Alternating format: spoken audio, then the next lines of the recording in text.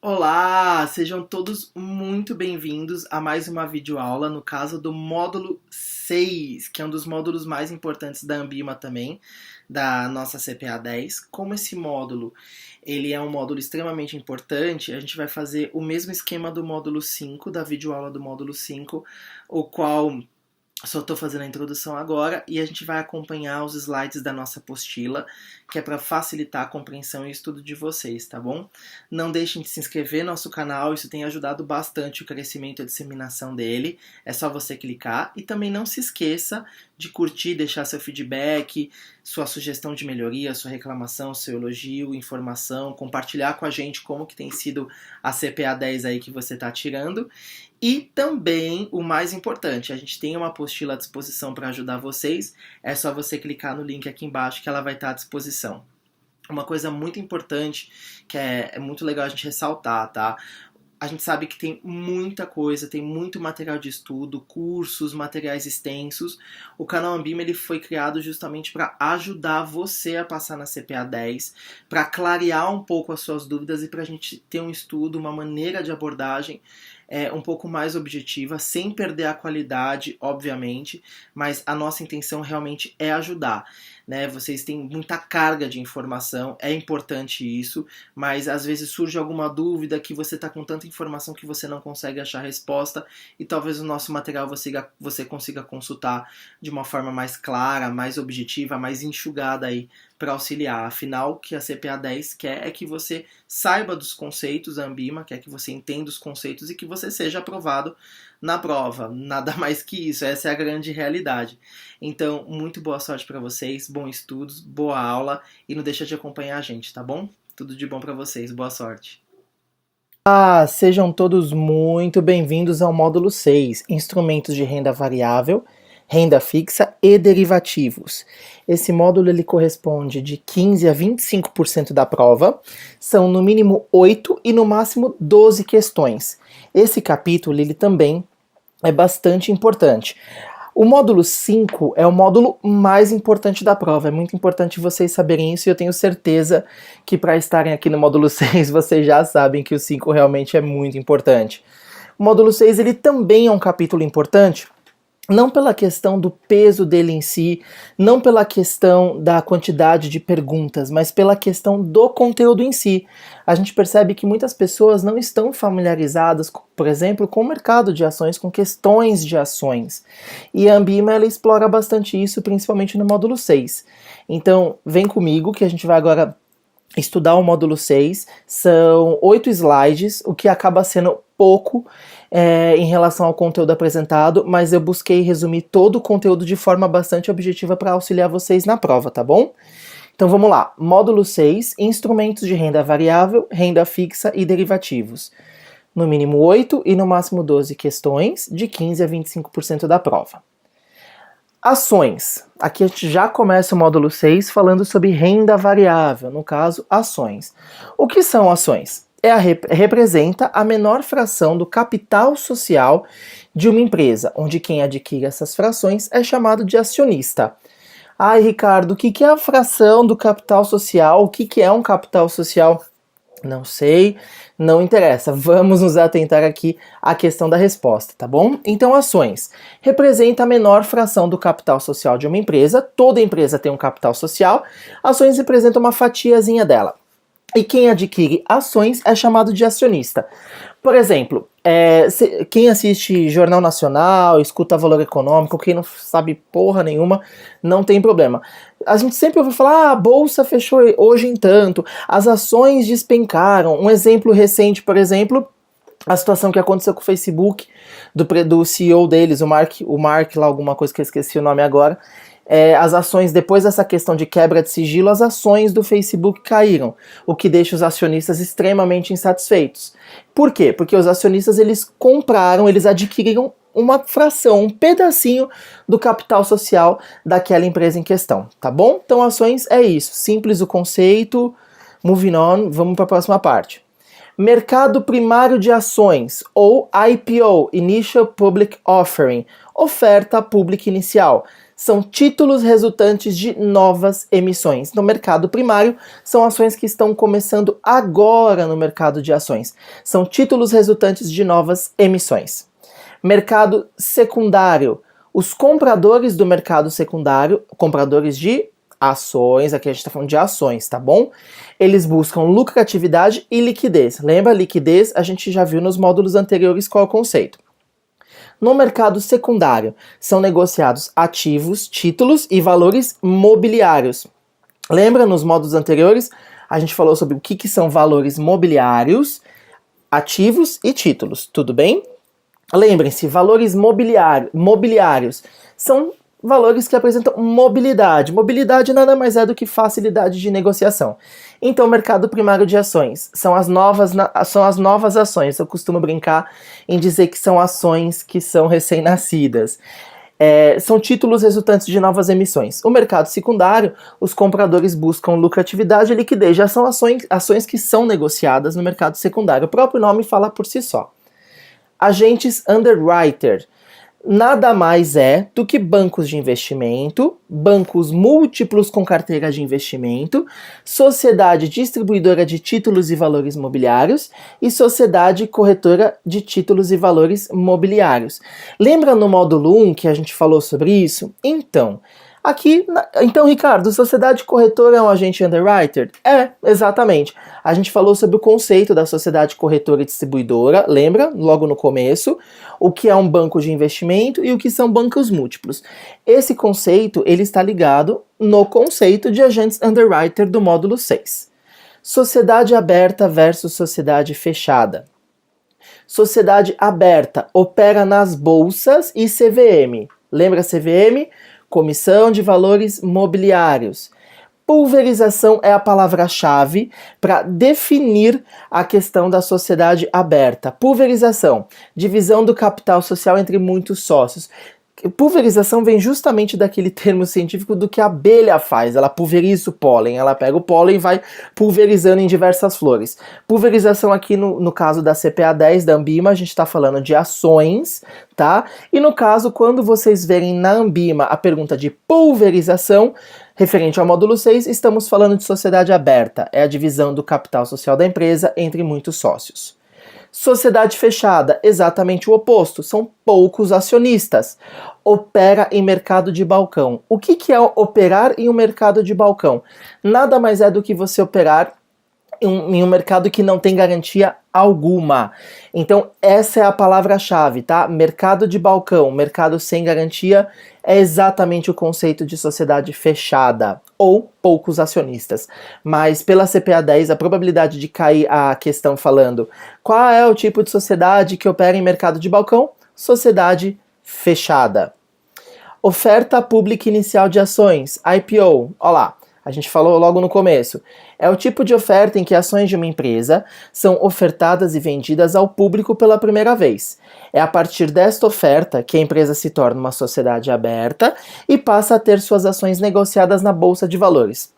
Eu sou empresário, eu tenho uma empresa, a minha empresa ela está crescendo muito, está conquistando o mercado em que ela atua, e aí eu posso começar a botar ações na bolsa. Se eu começar a botar ações na bolsa, as ações serão negociadas pela primeira vez ao público, e no caso vai ser chamado de IPO, Oferta Pública Inicial de Ações. Aqui nada mais é do que um conceito mais abrangente em relação ao IPO, tá?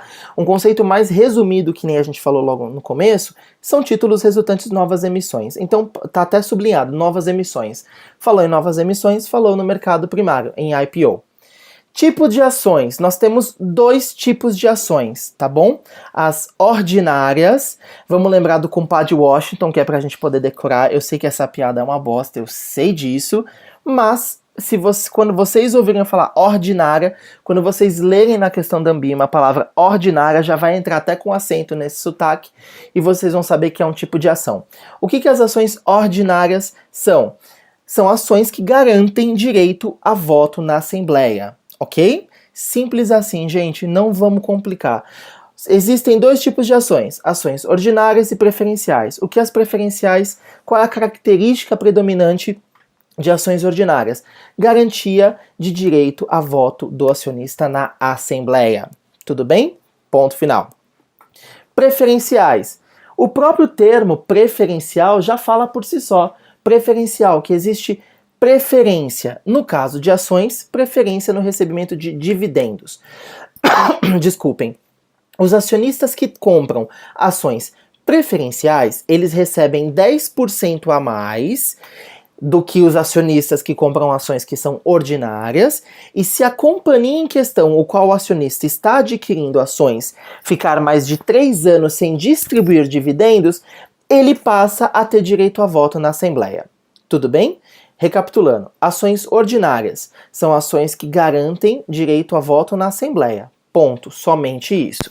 E ações preferenciais são aquelas que dão a preferência do acionista no recebimento de dividendos. Eles recebem 10% a mais, e se a companhia em questão, com qual eles adquirem ações, ficarem mais de 3 anos sem distribuir dividendos, eles passam a ter direito a voto aonde? Na Assembleia. Tudo bem? Beleza, vamos seguir. Juros pagos sob capital próprio. Proventos pagos em dinheiro. Igual dividendo, mas é dedutível. Presta atenção nisso daqui, olha que legal.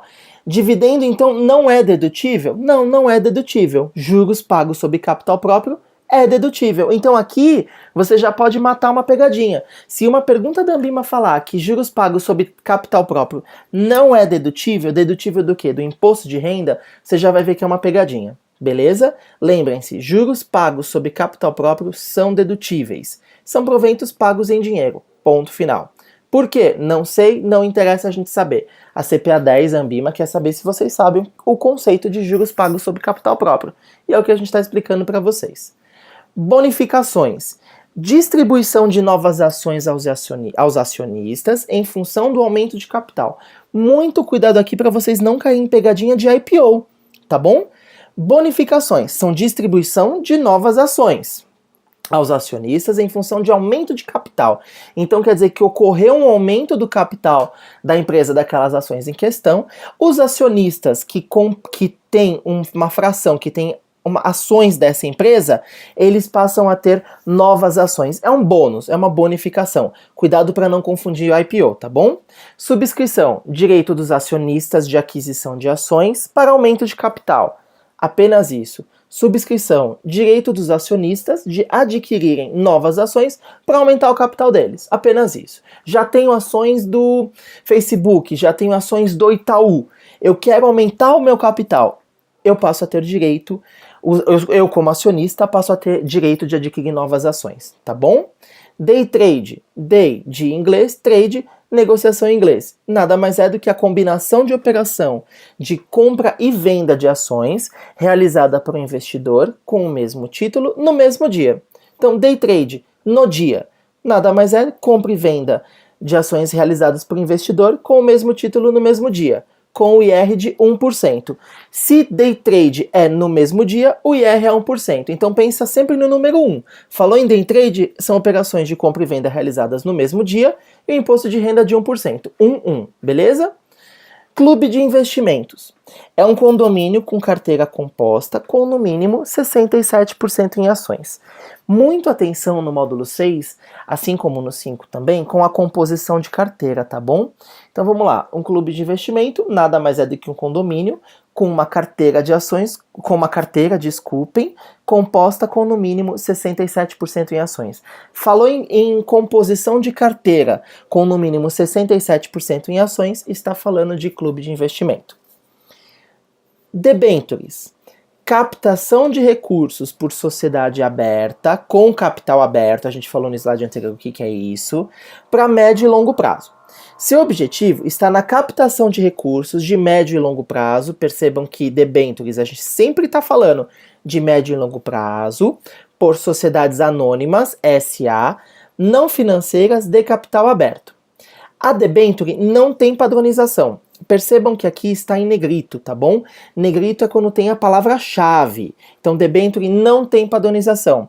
Isso é, ela pode ter qualquer prazo de vencimento, possibilidade de amortização programada, o que quem emitir a debenture decidir, possibilidade de amortização você diminuir o valor, pagar antes. Podem ter resgate antecipado, sendo a única regra geral é que uma debenture jamais pode ultrapassar o capital social de sua emissora. Então, eu sou a emissora, tá bom? Eu vou emitir uma debenture, beleza? A minha empresa, ela vale 2 milhões de dólares. Eu nunca posso emitir uma debenture, eu nunca posso emitir essa captação de recursos por um valor de 3 milhões de dólares. Nunca pode ultrapassar o meu capital social. Senão, se ocorrer qualquer problema com a debenture, no sentido de que houver inadimplência de eu não ter o meu retorno, eu vou quebrar a minha empresa, tá bom? Vocês podem também, se vocês quiserem, tiverem a curiosidade, joga no Google debenture e clica na parte de imagens. Vocês vão ver como eram as debentures emitidas no passado, tá bom? É bem interessante isso daí. Imposto de renda em ações. 15%, 15%, 15%, 15%. A gente nunca tá livre do governo, galera. Então, ações, quem opera com ações também tem imposto de renda. Então, falou em imposto de renda em ações, 15%, 15%, 15%. Sendo que 20% é no day trade, beleza? 20% imposto de renda em ações no day trade, 20%. Algumas informações super importantes. As operações normais de venda passam a ter incidência na fonte de imposto de renda, na alíquota de 0,005%. Ficam isentas vendas cujo valor do imposto de renda seja igual ou inferior a R$1. Tudo bem? Eu tenho ações, beleza? Vou comercializar ações. Se o IR for igual ou inferior a R$1, eu fico com essa operação de venda isenta. A cobrança do imposto de renda em ações é sempre feita no resgate. Quem é o responsável pelo recolhimento? O investidor.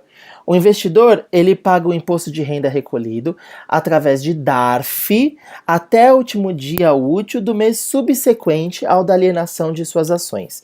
Fiz a operação de ações, vai ser emitido uma guia, que é o DARF, com imposto de renda. Eu tenho até o último dia do mês seguinte para que eu possa efetuar o pagamento.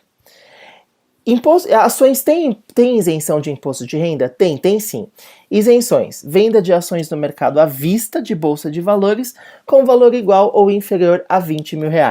Então, se eu vou vender ações no mercado à vista de bolsa de valores, onde esse valor de venda seja igual ou inferior a 20 mil, eu não pago imposto de renda.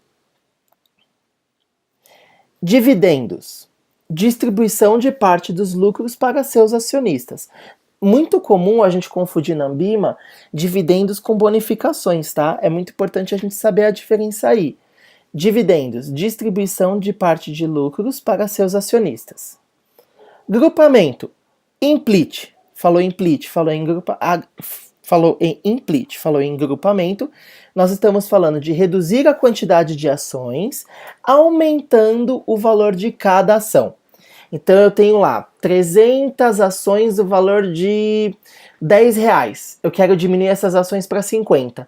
Com a redução da minha quantidade de ações, o valor de cada ação ele vai aumentar. Por que o acionista busca fazer um grupamento ou um implit? Para ele ter menor risco. Apenas isso.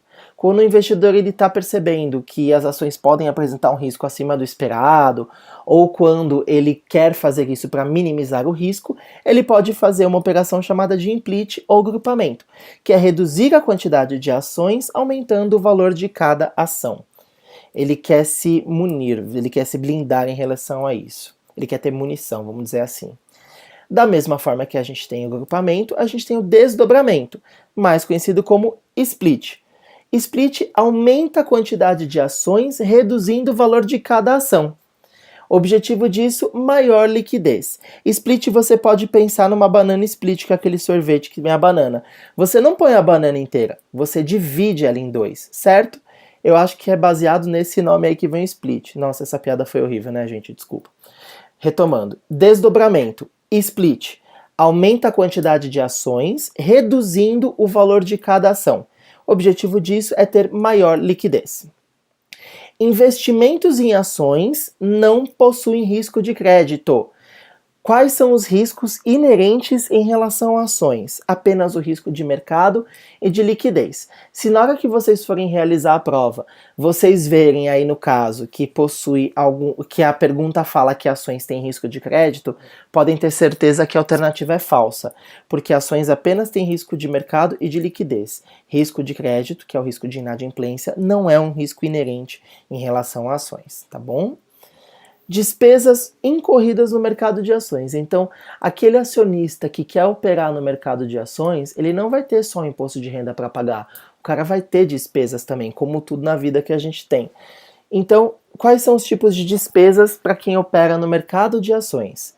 Corretagem, que é um custo pago para corretoras pelas operações executadas. Um exemplo, eu sou acionista, eu quero começar a operar com ações, e eu vou lá e encontro uma corretora. Um exemplo, XP Investimentos, por exemplo, é uma corretora. No caso, eu tenho um custo a ser pago para essa corretora, definido pela própria, pelo fato das minhas operações no mercado de ações serem executadas através deles. É a mesma coisa que você tem um corretor de seguros. Quando o cara ele corre atrás para você com o seguro do seu carro, você acaba pagando aí uma porcentagem de comissionamento para o corretor. Emolumentos. Emolumentos são taxas cobradas pelas bolsas por pregão em que tenham ocorrido os negócios por ordem do investidor.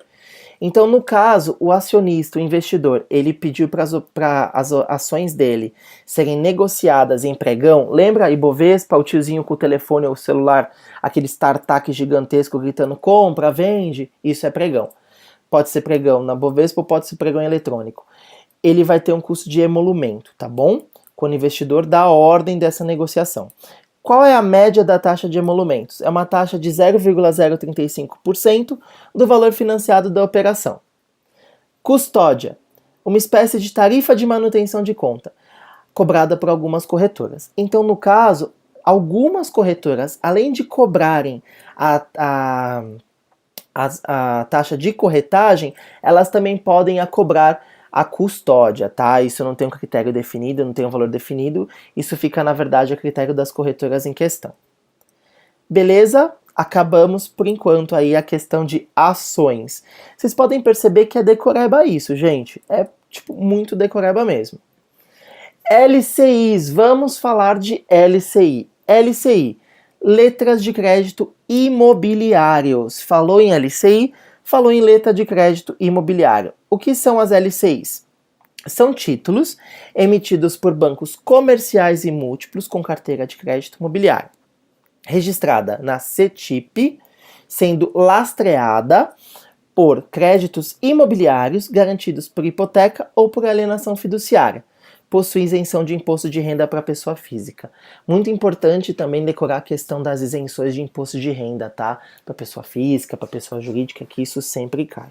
Então, LCI, letra de crédito imobiliário, falou em LCI, falou em letra de crédito imobiliário, que nada mais são do que títulos emitidos por bancos comerciais e múltiplos com carteira de crédito imobiliário, registrados na CETIP, sendo lastreado por créditos imobiliários e garantidos por hipoteca ou por alienação fiduciária, tendo isenção do imposto de renda para pessoa física. CDB, tirando a poupança, um dos investimentos mais procurados aí pelos clientes que querem buscar algo com baixo risco. Então, CDB, Certificado de Depósito Bancário. Título privado para captação de recursos de pessoa física ou jurídica com lastro na CDI, podendo ter suas taxas sendo pré ou pós-fixadas, com liquidez diária, podendo ser resgatado antes do final do prazo. Taxas pré ou pós-fixadas. Uma taxa pré-fixada é quando eu faço uma operação de investimento e eu sei o quanto eu vou levar no final. Exemplo, eu vou aplicar 10 mil reais num CDB pré-fixado com uma rentabilidade de 89% da CDI. Se ele é pré-fixado, eu sei exatamente quanto que eu vou ter no final do plano. Ou pós-fixadas, que são as taxas que ficam de acordo com a oscilação de mercado. Ele pode ser resgatado antes do prazo final. Um CDB geralmente tem em média um tempo de vida de 3 anos, mas o cliente ele pode resgatar, geralmente nos bancos a regra ela é comum, mas ele geralmente pode resgatar entre 24 e 48 horas após a aplicação, mas é aconselhável o resgate após 30 dias da aplicação para não ter IOF, tá bom? Letra de crédito do agronegócio, LCA. Esse tema aqui é novo na Ambima, tá bom? Isso aí entrou recentemente, desde a atualização do último edital que ocorreu em março do ano passado. Letra de crédito do agronegócio. Títulos de crédito representativos de promessa de pagamento em dinheiro, de execução extrajudicial para um juízo, na frente de um juiz, emitidos com base em lastro, falou em lastro, falou de garantia, de negócios realizados por produtores rurais e cooperativas relacionados à produção e comércio de produtos do negócio agropecuário ou de máquinas utilizadas na atividade agropecuária. Máquinas utilizadas na atividade agropecuária, aqueles tratores para fazer colheita, por exemplo, sendo a LCA garantida pelo FGC, Fundo Garantidor de Crédito. Pessoa física e jurídica emite LCA, mas a pessoa física tem isenção do imposto de renda. Aqui, gente, é muito fácil, porque de todas as questões que tem da Ambima, vai ter uma ou duas que vão falar a respeito de atividades que possui lastro em negócios realizados por produtores rurais, referente à produção e comércio de produtos de agronegócio e negócio agropecuário. Cara, falou nisso, é LCA. Não tem segredo, tá bom? A única coisa que vai falar de cooperativas, de produção de produtores rurais, os produtores rurais e produtos e comércio de negócio agropecuário ou de máquinas utilizadas na atividade agropecuária, tá falando de LCA. E possivelmente uma outra questão que vai falar aí em relação à isenção do imposto de renda, tá bom? Esse título somente pode ser emitido por bancos e por cooperativas de crédito, pública ou privada. Debêntures incentivadas. A gente falou sobre debêntures. Debêntures são uma coisa. Aqui nós temos as debêntures incentivadas, que nada mais são do que emissão de títulos que destinam-se ao financiamento de projetos voltados para implantação, ampliação, manutenção, recuperação ou modernização dos setores de logística e transporte inserido no segmento portuário. Essa questão também é nova, tá bom? Desde o último edital da Ambima, entrou recentemente. Mas, por outro lado, é a única pergunta da prova que vai cair que fala sobre setores de logística e transporte no segmento portuário. Gente, é batata. Falou em segmento portuário, a gente está falando de debêntures incentivadas. Prazo médio delas de 4 anos. Isenção de imposto de renda para pessoa física e, no caso, pessoa jurídica paga imposto de renda, só que a menor alíquota de imposto de renda que é de 15%. Títulos públicos. Não olhem a tabelinha abaixo. Puta, falei isso, vocês vão olhar, obviamente. Aqui essa parte é decoreba, tá bom? O pessoal fica sempre muito assustado em relação a essa tabela, mas aqui ela é decoreba. Então assim que eu falar para vocês o que são os títulos públicos, quais são as definições, pausa o vídeo, tá? E pega uma folha sulfite, o seu caderno, e escreve essa tabela de títulos públicos federais. É muito importante vocês decorarem isso, tá bom? Então, títulos públicos. Títulos emitidos pelo governo, sendo a dívida pública federal interna e externa, e é composta por títulos mobiliários que diferem entre si conforme seu contexto ou finalidade. Aqui, títulos mobiliários que diferem entre si conforme seu contexto ou finalidade é exatamente o que está na tabela, tá bom? A rentabilidade desses títulos pode ser pré ou pós-fixadas, que é o que eu expliquei no slide anterior. Então, títulos públicos federais, nós temos o sem cupom, ou seja, pagamento de juros somente no vencimento desse título, e títulos com cupom. Então, falou em sem cupom, quer dizer que os juros desses títulos somente são pagos no vencimento. Quais são os títulos sem cupons? LTN, que hoje é o Tesouro pré-fixado, rentabilidade, deságio sobre o valor nominal, pré-fixado. Então, esse título é pré-fixado. LFT, nome anterior, nome atual, Tesouro Selic, rentabilidade, Selic, pós-fixado. NTNB principal, nome atual, Tesouro IPCA, Rentabilidade, juros mais IPCA, no caso, rentabilidade deste título, tá bom? NTN-B, nome atual, Tesouro IPCA com juros semestrais, rentabilidade, juros mais IPCA. NTN-F, nome atual, Tesouro pré-fixado com juros semestrais. Rentabilidade, deságio sobre o valor nominal, pré-fixado. Alguns alunos, em aulas presenciais que eu dei, numa instituição financeira que eu trabalho, eles falaram assim para mim, a gente tem uma dica para decorar, porque na Ambima, em relação a títulos públicos federais, gente, cai muito, muito mesmo em relação à questão se é um título pré ou pós-fixado, no caso de ser um título público federal. E isso é uma decoreba, porque a Ambima, ela vai perguntar assim para vocês. No caso de títulos públicos federais, são consideráveis aqueles pré-fixados. Aí tem lá, LTN, LFT, eles vão repetir várias vezes os títulos em questão. E aí você tem que escolher quem são os que possuem rentabilidade pré-fixada ou pós-fixada. E a dica que me deram é o seguinte, o T, se ele vier ao final, ele é pós-fixado. Se o T vier antes, ele é pré-fixado. E realmente é verdade. Por quê? A rentabilidade dos NTNBs, NTNF e LTN e NTNB principal é pré-fixado. O único que é pós-fixado é LFT. É só você ver que o T ele vem no final, tá vendo?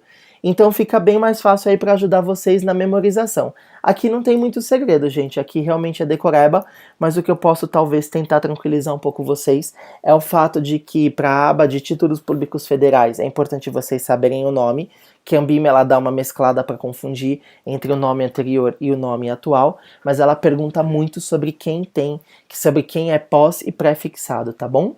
Então boa sorte aí com a decoreba dessa tabela. É o que eu falei.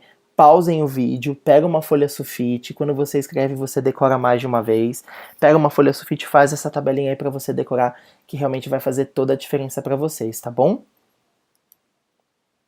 Caderneta de poupança, todo mundo conhece a poupança, né? Caderneta de poupança, eu acho esse nome péssimo, é o nome da década de 60, da época da minha avó, mas enfim, caderneta de poupança, aplicação mais popular, o qual possui total liquidez, porém com perda de rentabilidade, remunerado sobre o menor saldo do período. Rentabilidade para pessoa física, TR, taxa referencial mais 0,5%, e pessoa jurídica, TR mais 1,5%. 6% ao ano mais TR, tá bom? Poupança é basicão mesmo, é aquele negócio. Você coloca seu dinheiro na poupança hoje. Hoje é dia 29 de julho. Você vai poder resgatar o seu dinheiro a qualquer momento, você não tem custo nenhum em relação a isso, mas para você poder resgatar o seu dinheiro investido com rentabilidade só daqui a 30 dias. Então, eu só posso resgatar meu dinheiro, que vai ter rentabilidade, no dia 30 de agosto, por exemplo, que aí teve a rentabilidade desse período, tá bom? Desde o dia 3 de maio de 2012, as cadernetas de poupança passam a render 70% da TELIC mais a TR, taxa referencial, sempre que a taxa de juros estiver em 8,5% ao ano ou menos. Aplicações em cheque na caderneta de poupança passa a ter a data de depósito e não a data de compensação do cheque. Por exemplo, eu fiz um depósito dia 2 de julho na minha caderneta de poupança. E esse é o dia que eu quero que seja o dia do meu aniversário, que é o dia que eu vou ter a rentabilidade.